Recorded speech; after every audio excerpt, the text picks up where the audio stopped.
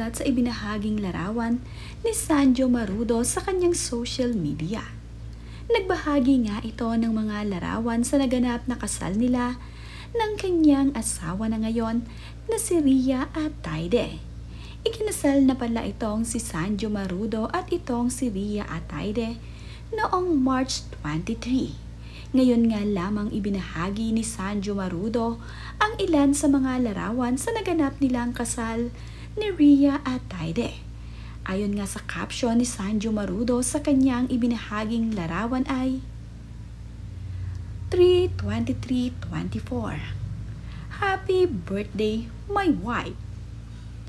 Tinawag na nga niyang wife itong si Rhea Atayde dahil ikinasal na nga sila noong pang March 23.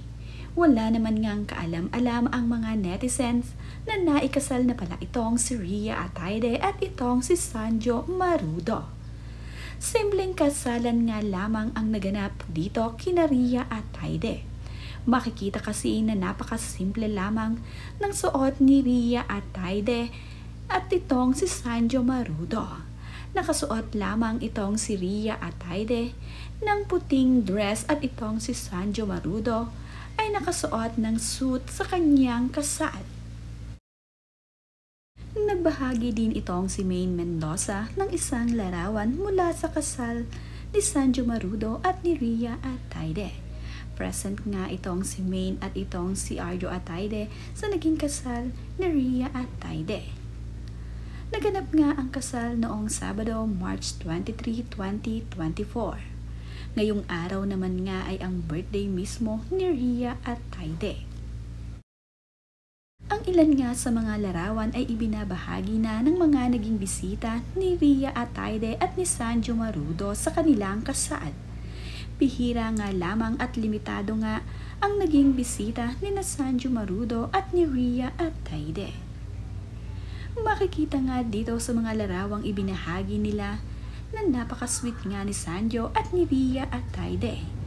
Binahagi nga din ni Sanjo Marudo sa kanyang social media ang kanilang kakaibang wedding cake.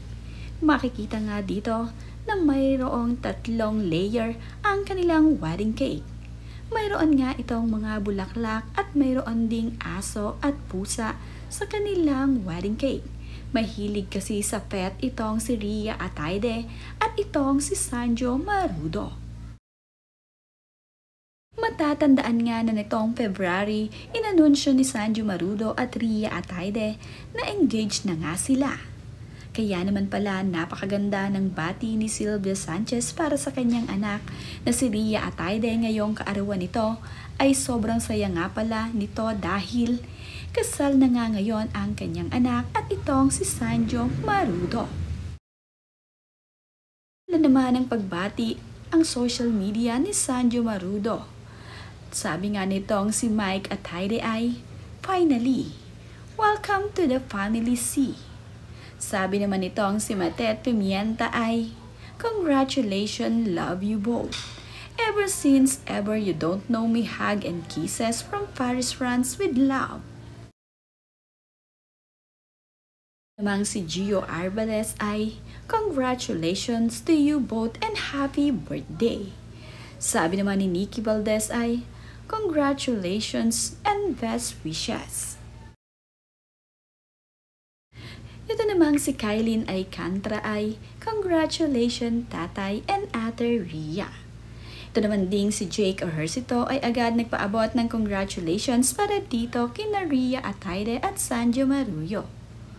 "Happy birthday to your wife. Congrats you too."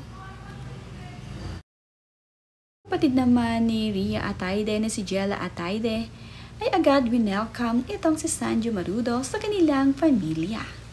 "Welcome to the family, kuya."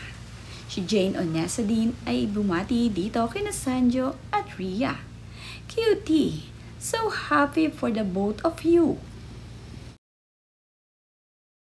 Kaya naman pala kasama na ni Rhea Atayde na mag-celebrate ng kanyang 32nd birthday ang pamilya ni Sanjo Marudo ay naikasal na nga pala ang dalawang ito. Sa farm na nga ni Sanjo Marudo naganap ang birthday ni Rhea Atayde.